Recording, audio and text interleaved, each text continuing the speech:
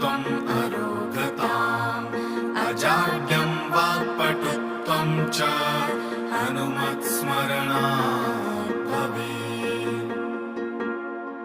बुद्धिर्बलं यशोधैर्यं निर्भयत्वम् अरोगताम् अजाड्यं वाक्पटुत्वं च हनुमत्स्मरणात् भवेत्। बुद्धिर्बलं यशोधैर्यं निर्भयत्वम् अरोगताम् अजाड्यं वाक्पटुत्वं च हनुमत्स्मरणात् भवेत्।